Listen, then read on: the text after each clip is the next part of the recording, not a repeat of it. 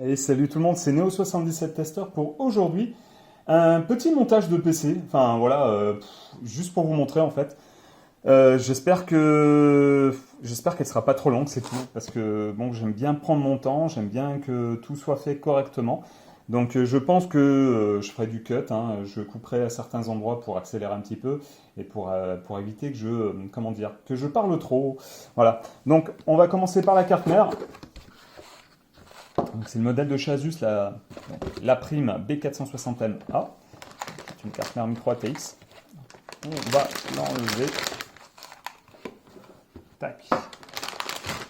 Donc on va voir quand même le contenu de la boîte, hein. Il y a quand même des choses dans la boîte. Pas grand chose, mais il y a quand même des choses. Donc il y a deux câbles, donc SATA. Voilà. Ça, on les utilisera après. À l'intérieur, quelque chose de très important. La backplate. Alors là, il y a des petites vis en fait. Je suis pas certain, mais je pense que ces petites vis doivent être prévues pour les SSD NVMe. Je suis pas certain, mais voilà. Le guide d'utilisateur et le CD des pilotes qui est toujours à l'intérieur. Il manque juste. Je savais qu'à une certaine époque, il y avait un petit autocollant Asus qu'on pouvait coller, qui était style argenté, etc., etc. Là, je n'ai rien vu. Il y a encore quelques papiers en fait. Quelques papiers, hein, voilà, des blabla, blablabla, des trucs qui ne seront pas très utiles. Donc, je passe au déballage, et après, voilà, jolie petite carte mère. Pour l'instant, on la met comme ça de côté. On va passer donc au CPU. Donc le fameux G5905 sur socket HGA 1200. Donc c'est un Celeron, hein. On va prendre le ciseau qui coupe bien cette fois. Donc normalement sur le niveau du processeur, on a quand même le ventilateur qui est fourni. Il faut savoir chez Intel, alors je ne sais pas si du côté d'AMD c'est pareil. Il y a souvent le ventilo qui est fourni avec. Par contre pour certains processeurs haut de gamme, je crois même, il n'y a pas de comment dirais-je. Il n'y a pas de ventilateur fourni avec. Alors attendez voir. Voilà, comme ça. Hop. Le petit manuel du processeur Intel. Le petit carton qui va bien. Donc le processeur. On va défaire tout ça. Alors.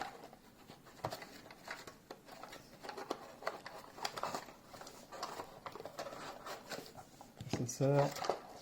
Et le ventilateur. Voilà.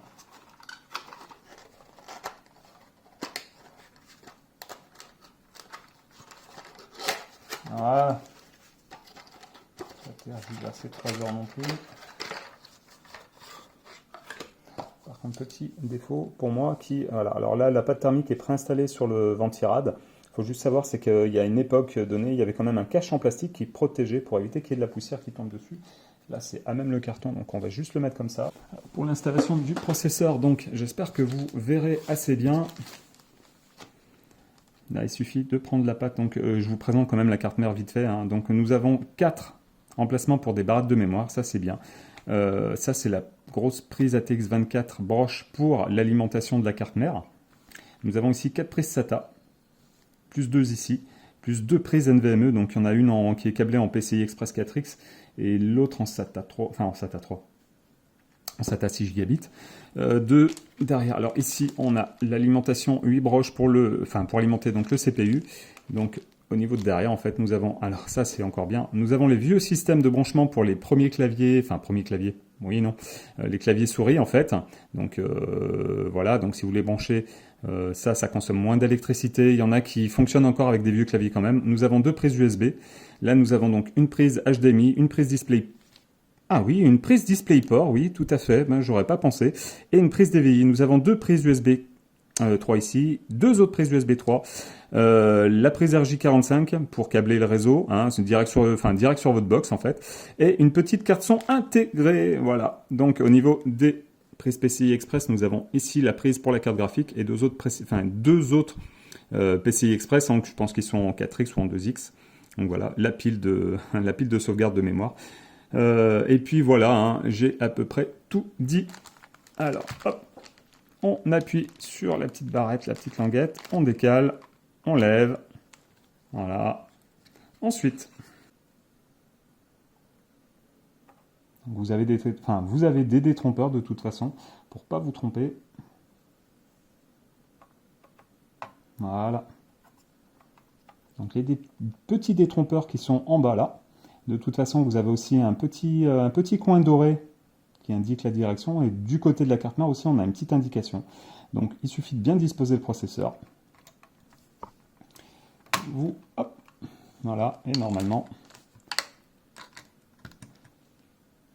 Voilà, donc ça, vous voyez, ça s'est défait tout seul, hein, quasiment. Là, on va le laisser dessus le temps que je prépare. Donc, comment dirais-je? Voilà, non, même pas besoin en fait. Hop, donc, on peut l'enlever. Le CPU est installé. Maintenant, nous allons passer donc à la barrette de mémoire, donc des 8 Go. Donc, normalement, c'est pas très logique, mais bon, bref, voilà. Mais en sachant que de toute façon, si vous la mettez sur un autre emplacement, vous ne devriez pas avoir de soucis quand même, il me semble, donc à tester. Mais voilà, donc vaut mieux suivre un petit peu la, comment dire, la préconisation, les préconisations du constructeur. Voilà, sur les vieilles cartes mères, c'était pas comme ça à l'époque. Après, sur les cartes mères un peu plus récentes, si. Sur celle-ci, encore plus. Voilà, donc là, je n'ai pris qu'une barrette de 8 Go. Alors, c'est vrai que le top, ça aurait été de mettre une deuxième barrette de 8 Go, mais par rapport au niveau prix, ce que voulait le client, j'ai fait ce qu'il a voulu que je fasse, en fait. Voilà. Donc là, on va s'attaquer donc au SSD. Donc, les petites visseries qu'il y avait dans la boîte de la carte mère, qui est ici, correspondent bien, en fait, à ça. Donc en fait, il faut installer donc le petit détrompeur ici. Donc par rapport à la longueur, donc, il suffit de regarder. Hein. Vous prenez votre SSD, vous l'insérez. Alors attendez, je suis pas gaucher. Voilà, comme ceci. Vous mettez là. Donc vous voyez que il est long. Hop. Donc ça, cette partie-là va ici. Donc il suffit. Alors pour les gens qui se posent des questions à pourquoi une paire de gants, bah, tout simplement pour éviter les accidents d'électricité statique. Donc même si maintenant les cartes mères sont plus ou moins bien protégé, j'ai toujours eu tendance à mettre une paire de gants en latex. À la base, même avant, j'avais même un système comment dire, de bracelet connecté à la, enfin voilà, pour éviter vraiment tout incident. Bon, maintenant, je le mets de moins en moins. Voilà, donc là, installé, on prend le SSD. J'espère que vous voyez toujours. On l'insère bien comme ça, un petit peu en travers. Je ne sais pas si vous voyez. Hop. Donc, une fois qu'il est bien inséré, hop, il suffit de le mettre en place. Voilà, il y a toujours le petit détrompeur. Alors, j'espère que mes vis, voilà, mes tournevis sont encore assez aimantés. Donc, hop, voilà. Donc, toujours prendre son temps. Voilà, serrez un petit peu, mais n'abusez pas. Voilà, le SSD est placé. Maintenant, nous allons passer à, comment dirais-je, à la mise en place dans la tour, si j'ai rien oublié d'autre. Non, voilà, donc on va passer à l'emplacement, enfin on va passer à la tour, donc je vous reprends tout de suite dès que j'ai fait un peu le ménage. Recoucou, alors maintenant on est passé donc au boîtier, donc il va falloir installer donc ces détrompeurs aux emplacements prévus. Alors attendez, je vais essayer de vous montrer ça un peu plus clairement. Aux emplacements prévus qui sont donc dans le boîtier pour pouvoir laisser un espace entre la carte mère et le boîtier qui est, je le rappelle, en métal. Donc c'est tout simple, il suffit de regarder par rapport à la carte mère et voilà, et de les visser tout simplement à la main. Bon, pas besoin de... J'ai une clé hein, en fait pour ça, mais là il suffit de les serrer assez fort à la main. Il devrait pas, normalement il n'y a pas de risque que ça bouge. Hop, donc normalement là il y en a une 5 ou 6, non il y en a 6 à mettre. Là c'est bizarre, hop, la visser, hop. Donc certains endroits sont un peu plus... Ça c'est fait, on va passer donc à la backplate. Ne pas oublier la backplate surtout. Parce que si vous installez la carte mère et que la backplate n'y est pas, il faut enlever la carte mère pour ensuite la remettre. Donc c'est toujours... Il faut éviter au maximum le plus de manipulation en fait, des objets électroniques. Hein. Même si c'est vrai que maintenant ça craint quand même de moins en moins, mais bon. Voilà, donc là on installe Ça c'est bon. Toujours, hop, maintenant. J'essaie de manipuler les câbles pour vraiment pas qu'ils me gênent. Hop là. Donc la carte mère, hop. Toujours essayer de la rentrer un peu en biais. Voilà, donc rentrez-la en biais, délicatement. Hop, évitez les chocs, évitez... Enfin voilà. Alors, on va peut-être la passer par là. Donc je mets la carte mère en fait avant. Je ne mets pas l'alimentation maintenant parce que l'alimentation, donc je la mettrai après, hein, de toute façon. Mais c'est pour, comment dire, me garder de l'espace libre. Parce que dans un boîtier petit comme ceci, c'est toujours un peu plus difficile de manipuler une carte mère. Donc surtout que là, en fait, il y a le, comment dirais-je, alors là, ça va être, hop, donc on l'enlève. Si vous voyez qu'il y a un petit problème, un petit frottement, etc., il faut l'enlever. Je pense que le bloc ici doit être retiré. Ouais, il y a de grandes chances que ça soit ça, ouais, effectivement. Donc, d'accord, il y a une vis en plus. Alors, hop, donc pour ce boîtier-là, pas compliqué, il y a une vis à enlever. Dac, hop là, enlevé. Ensuite là, c'est pas compliqué du tout pour débloquer. Et voilà, donc vous enlevez le petit bloc pour insérer donc lecteur de carte, SSD ou autre. Voilà. Tac, on le met de côté. Donc là, on a encore un peu plus de place. On reprend la carte mère.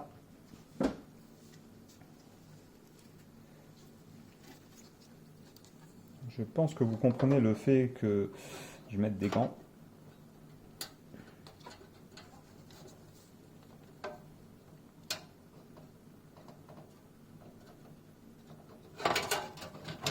Voilà.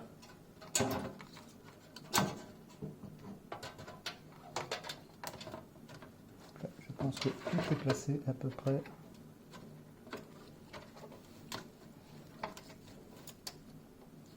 Voilà. Hop, une fois que c'est placé, vous poussez le tout. Vous regardez quand même qu'il n'y ait pas des choses qui dépassent ou qui n'ont rien à foutre au niveau de la backplate.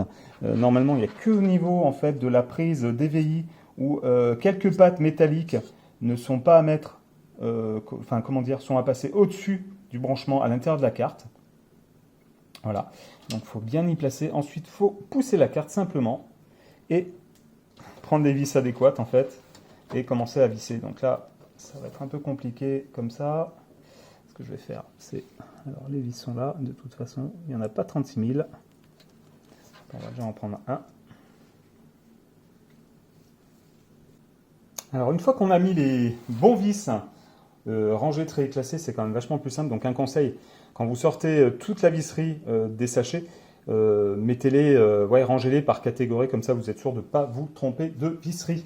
Voilà, donc pour installer les vis là, alors c'est un petit peu galère pour les premiers, on va dire. Il suffit de bien pousser la carte mère, de mettre la première vis, de serrer, de prendre la deuxième, de la mettre tout en bas. Voilà, là elle est centrée. Voilà, là c'est ça. Une fois que les deux, à l'intérieur, sont pareils.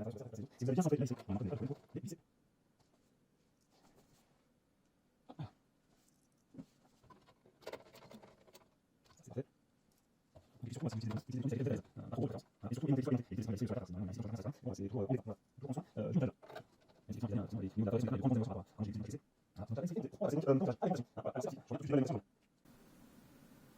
donc le bloc d'alimentation, donc le Corsair, alors on va pas le voir, oh, c'est dommage. Alors je vais tenter, comme ça, non toujours pas, bon. Le Corsair CV450, donc grosse alimentation. Ce qui est bien, c'est que les, comment dire, les câbles d'alimentation sont gainés et c'est plutôt pas mal, c'est assez sympa pour le prix. Voilà, donc il faut savoir qu'il y a un interrupteur, hop, on-off, donc ça c'est bien aussi. Donc 450 watts pour un PC comme ça, c'est plus que suffisant. Donc pour l'installation du boîtier, enfin de l'alimentation, je la trouve petite par contre, mais bon, voilà. Il suffit de la glisser à l'intérieur au niveau des rails. Voilà, donc il y a, alors l'alimentation, celle-ci tout du moins, on va essayer de, voilà, se situe, comment dirais-je, en haut. Il y a, bon, pour des boîtiers un peu plus haut de gamme, l'alimentation se situe en bas, ce qui est pas mal aussi. Ça aspire en fait l'air frais pour refroidir l'alimentation. Alors voilà, là j'utilise donc les vis qui sont de l'alimentation, 4 qui sont fournis avec. Voilà, là je passe. Bien regarder que les trous correspondent bien avant toute installation. Ouais, ça a l'air d'aller.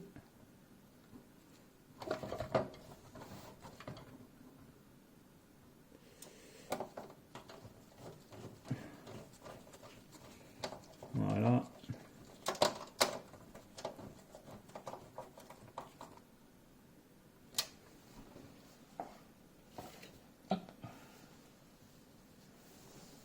Alors, il y a aussi un petit souci que j'ai, c'est que j'ai un gros manque de place pour faire des vidéos, comment dirais-je, optimales. C'est pas évident. Voilà. Mais comme qui dirait pour l'instant, je fais avec les moyens du bord.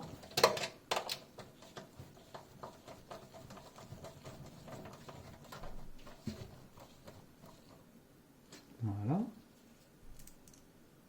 La dernière. Des fois, vous avez aussi, en fait, alors en bas, en bas, des fois, vous avez aussi la possibilité de mettre l'alimentation à l'envers, donc qui aspire encore de l'air de l'intérieur de la tour pour la rejeter par l'arrière. Bon, après, certains font comme ça, d'autres, voilà. Moi, j'ai pas de préconisation à vous indiquer, enfin, d'astuces par rapport à ça. Quand elle est en haut, de toute façon, vous n'avez pas le choix. Hein. La grille d'expulsion de l'air, d'aspiration se situe en dessous, de toute façon. Si elle est située en bas, elle peut être en dessous, comme elle peut être aussi à l'intérieur du boîtier.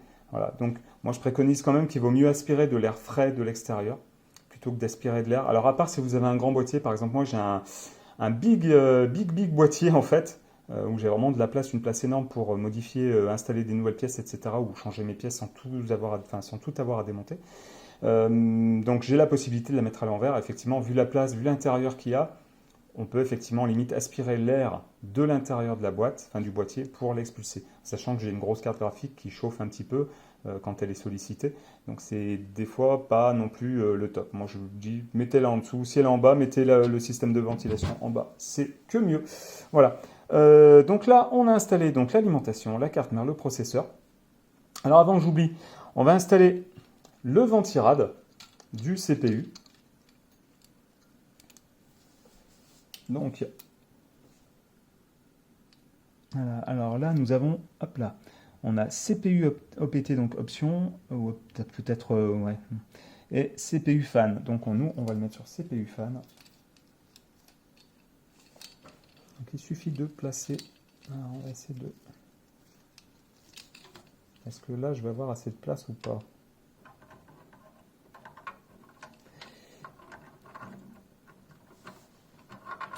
Voilà.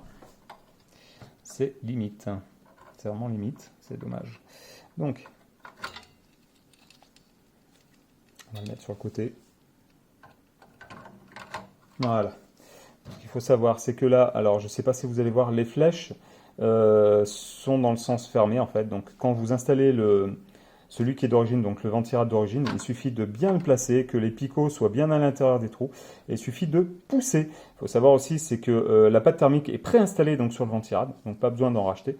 Après, ce genre de processeur, le Celeron, ne chauffe pas beaucoup, hein, ça ne doit pas dépasser peut-être les 20-25 degrés à tout casser. Voilà. Donc là, il suffit d'appuyer. Dès que vous entendez le petit clic, voilà. Donc là, j'ai commencé par en haut à droite. Alors, ce qui est bien, c'est après, vous faites en bas à gauche. Voilà. Là, vous avez bien entendu le clip. Et ensuite, après, peu importe, hein, vous faites en haut ou en bas. Voilà. Là, le petit clip aussi qui signifie qu'il est bien. Et là, encore une fois, bien installé. Vous n'hésitez pas à appuyer un petit peu quand même pour bien vérifier que ça soit bien placé. Et ensuite, voilà, donc là c'est un 4 broches. Donc la carte mère gère la vitesse du ventilateur si vous en décidez dans le BIOS justement. Donc là il y a juste besoin de le placer. Alors, je vais remettre le petit fil bleu en dessous. Voilà. Tac, tac, tac, tac, tac.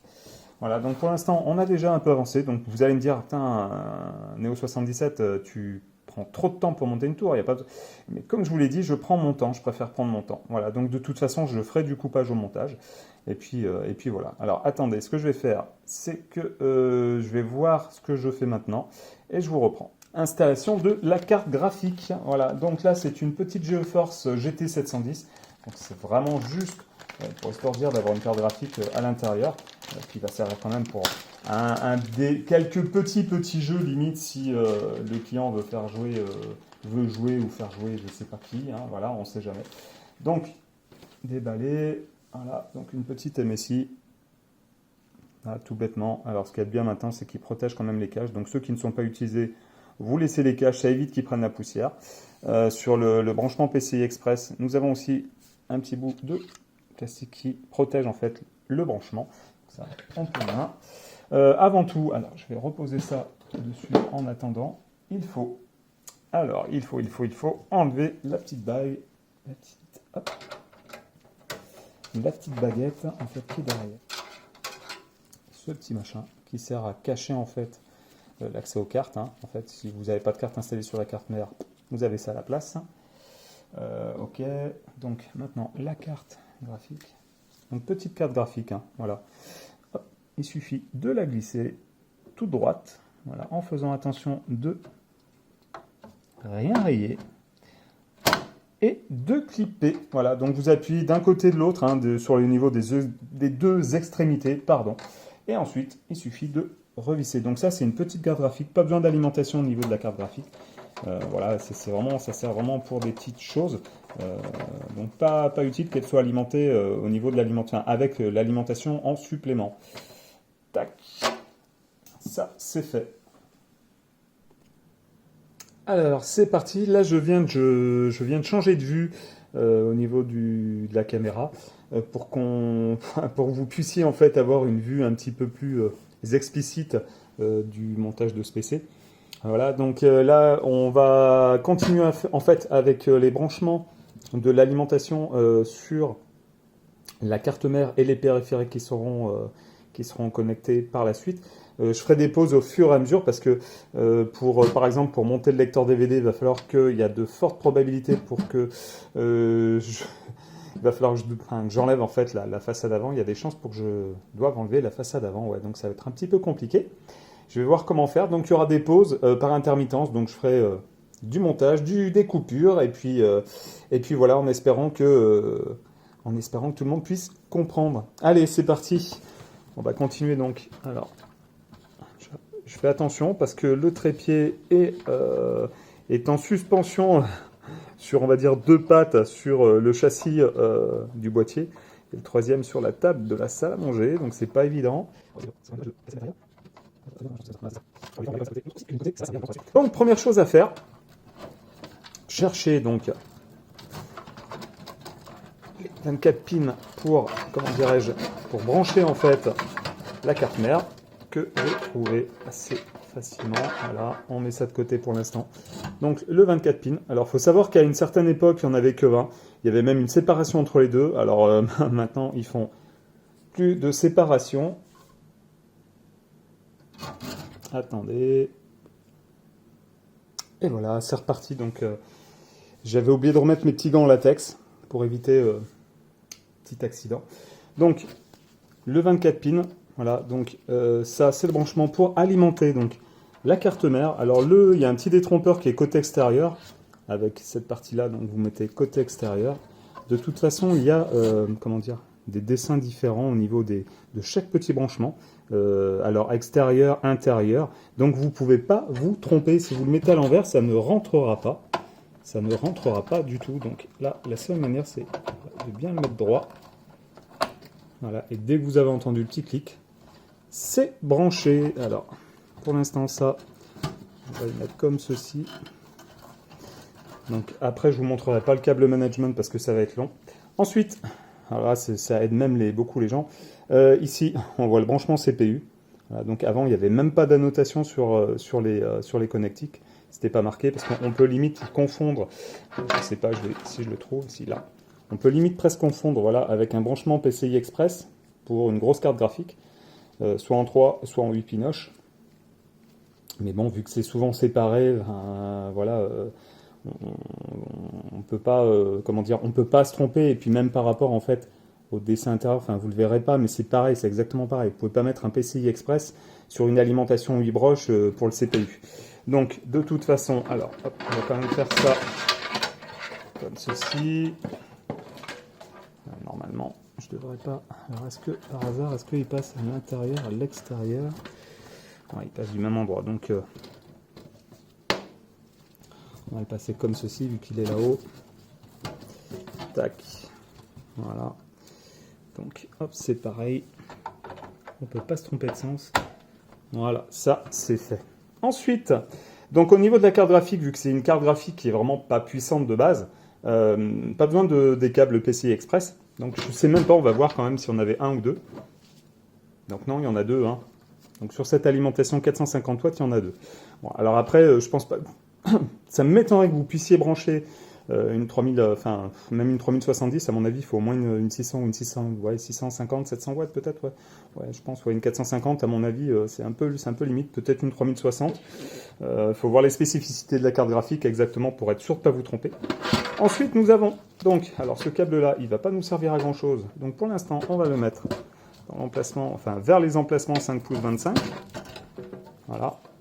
Et ensuite, nous avons donc trois sortes de nappes, et ça c'est bien, ça c'est tout, voilà, hop.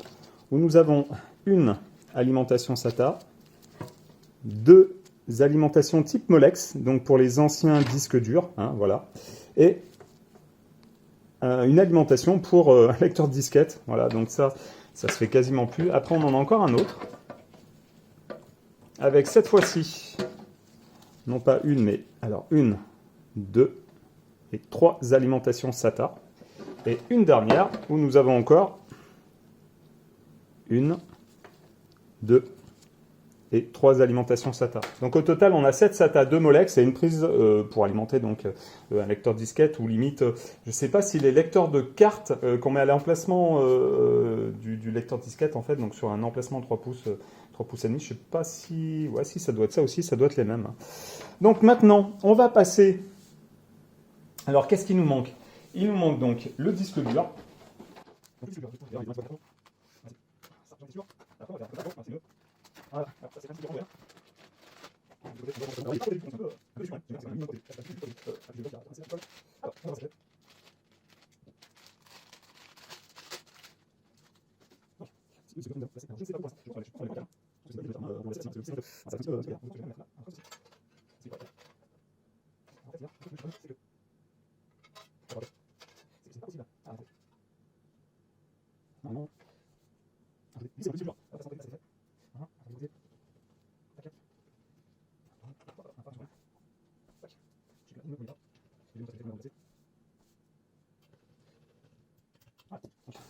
Le bloc de tout à l'heure que j'ai enlevé, en fait, j'ai placé donc le disque ici, 3 pouces et demi, voilà.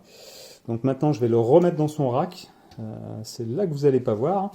Donc en fait, ce que je vais faire, hop, on va redresser un petit peu tout ça. Voilà.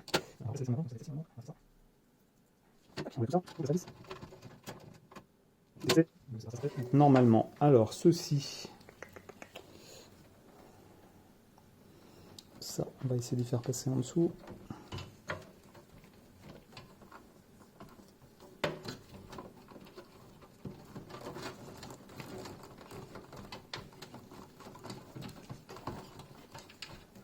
Voilà.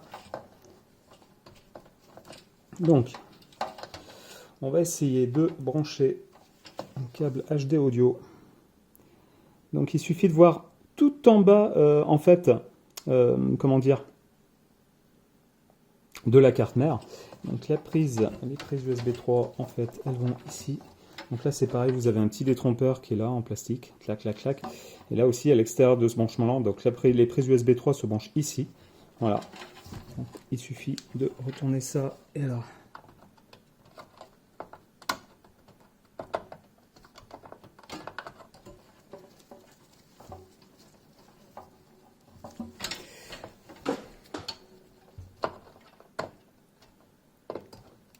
Voilà. C'est bon, c'est placé.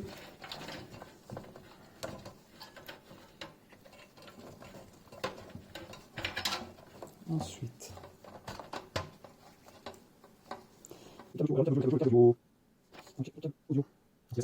sur la façade avant la prise jack pour mettre un casque et l'autre prise jack pour mettre un micro.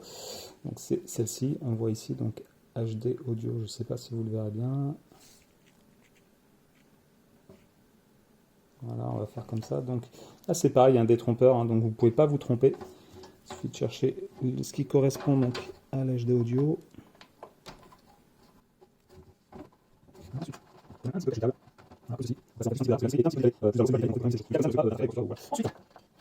Ensuite, on va le passer comme ça, ouais, hop, comme ça.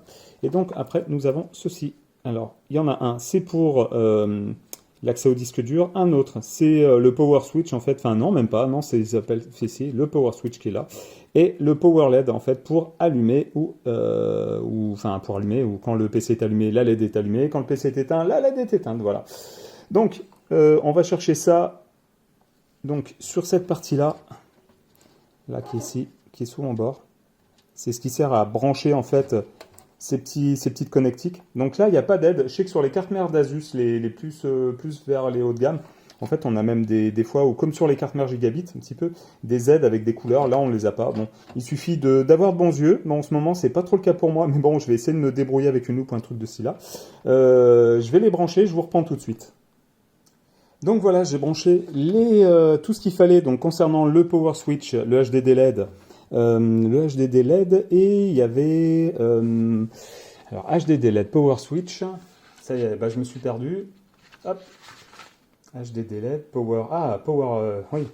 Donc power LED, HDD LED et le bouton power. Voilà. Ouf, ça y est, je m'en sors. Donc maintenant, ce que je vais faire, on va brancher vite fait. De dernière génération de toute façon avec un coudé. Donc le coudé, la plupart du temps, on peut le mettre donc au niveau du disque dur et le tout plat. Hop, voilà, le tout plat. On va le mettre. Alors, on va essayer de le mettre sur le numéro SATA numéro 1. Le truc, c'est qu'il est peut-être pas très bien placé. Ah, quoique. Voilà, il est plutôt pas mal en fin de compte. On va essayer de le glisser en dessous.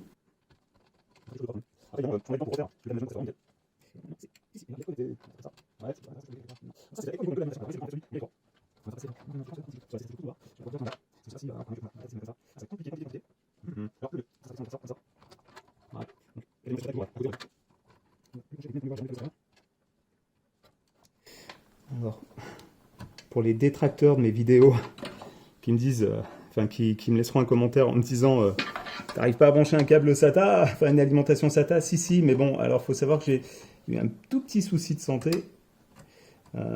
qui fait que en fait je ne vois presque plus rien d'un œil pour l'instant, enfin ma vue revient, mais voilà, c'est un peu galère on va dire en ce moment pour voir, donc je fais au mieux, donc c'est un peu compliqué. Hop, voilà, donc le disque dur, donc, alors pourquoi, vous allez me dire, pourquoi un disque dur, pourquoi un SSD, ou un autre disque dur, pourquoi deux?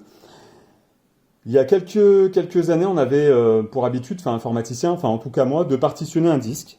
Donc en plusieurs partitions, comme un fromage, on le coupait en 2, en 3 ou en 4, tout dépend de la capacité qu'il avait.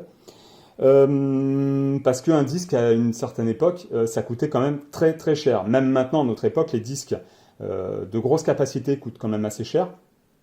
Là, c'est 1 Tera, ça coûte entre 45 et 55 euros en gros, tout dépend, ou peut-être même des fois, ouais, un peu plus des fois. Tout dépend la marque, tout dépend pourquoi il est fait, etc.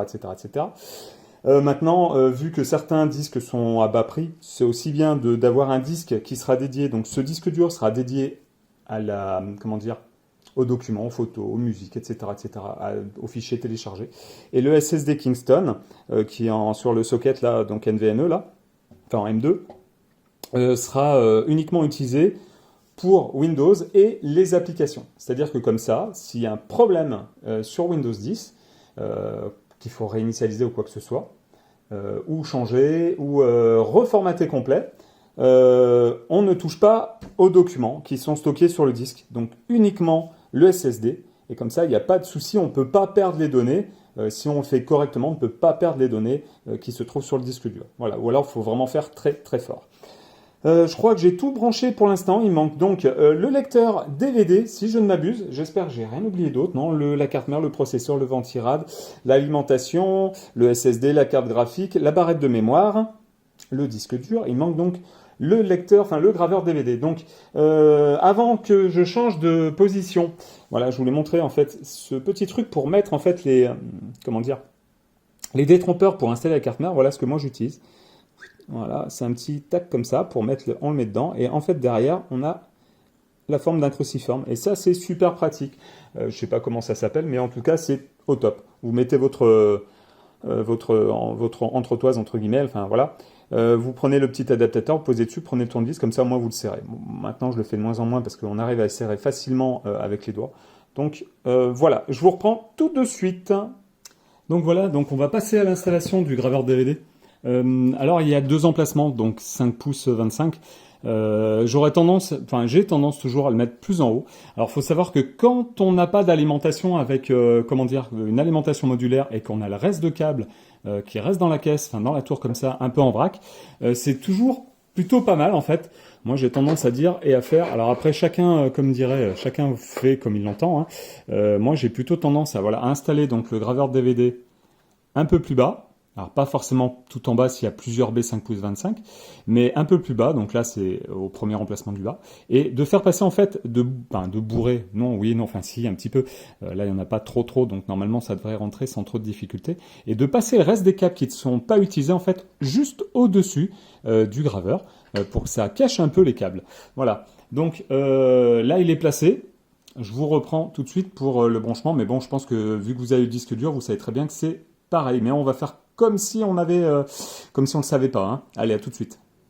Donc pour l'installation du graveur DVD, il faut savoir qu'il faut rajouter des vis spécifiques, qui sont ceux-là en fait, voilà, qui dépassent donc, voilà, en haut. Hop.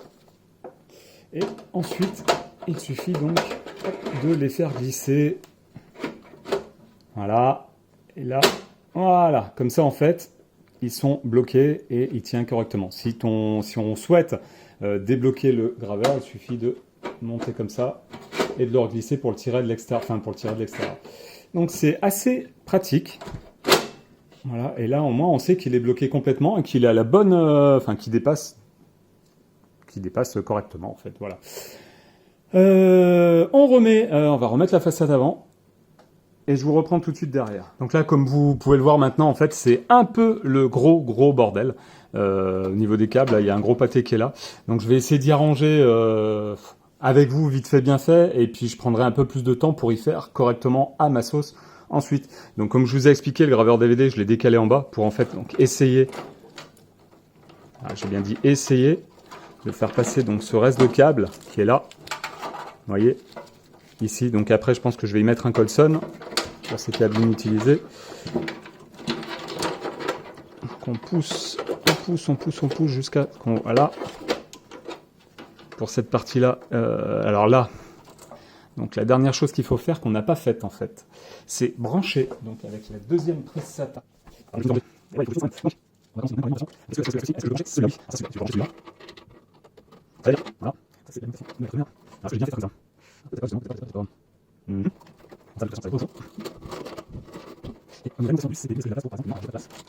Donc voilà, c'est un exemple. Hein.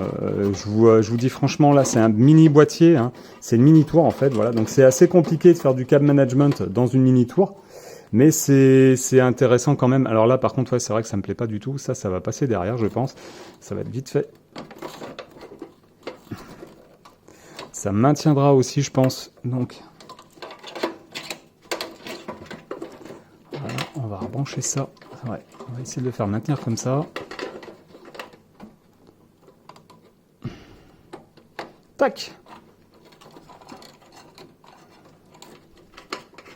Voilà, et donc ça, pour une future peut-être carte graphique un petit peu plus puissante, donc dans ces cas-là, on va voir pour changer des pièces.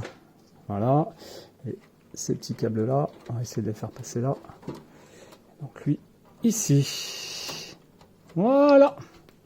Donc c'est un exemple hein, de câble management. Alors là effectivement c'est pas des plus vaillants comme qui dirait hein, et joli, mais voilà, ça laisse en gros un peu d'espace, assez d'espace ici pour que le processeur soit quand même bien ventilé. Le ventilateur là il est fait normalement pour extraire de l'air, hein, je rappelle. Le sens en fait, ce qui serait top même, c'est de rajouter en fait un ventilateur juste devant. Je verrai avec le client s'il veut que je en rajoute un, je dois en avoir en stock. Comme ça on a une aspiration de l'air ici, qui amène de l'air frais, hein, faut le dire, qui amène de l'air frais. Pour refroidir un petit peu le disque, etc. Parce que là, les pièces qui vont chauffer le plus, à mon avis, ça va être le disque dur quand même, et encore que maintenant, voilà. Le processeur, oui, mais bon, vu que c'est un petit processeur, normalement, il ne devrait pas tant chauffer que ça. La carte graphique n'a pas de ventilateur, c'est un petit regret que j'ai. Après, c'est pas une carte graphique hyper puissante, donc normalement, ça devrait pas trop chauffer. Maintenant, il reste plus qu'à, comment dire, remettre la plaque. Remettre la plaque et puis normalement après ça part en test et puis après installation de Windows, etc., etc., etc., etc. Voilà, j'espère que cette vidéo vous aura fait plaisir. Maintenant j'ai pas mal de rangements à faire, il y a un peu du bordel de partout, mais ça c'est un autre souci. J'espère que cette vidéo vous aura fait plaisir. Abonnez-vous si vous n'êtes pas abonné. Si vous avez des questions et que je peux vous aider, ça sera avec plaisir. Si je ne réponds pas aux questions, je rappelle, si je ne réponds pas aux questions, je suis pas toujours soit sur mon smartphone ou soit sur mon PC. Je regarde des fois le soir et si j'ai beaucoup de questions, je ne peux pas répondre à tout le monde. Voilà, j'ai une vie à côté hein, quand même, donc priorité à ma vie en fait, avec ma petite famille. Mais voilà, si je peux, je réponds avec plaisir, il n'y a pas de souci. Voilà, j'espère que vous lâcherez aussi le petit pouce. Et puis surtout, partagez, partagez, partagez. Voilà, je vous dis à la prochaine. Salut, salut!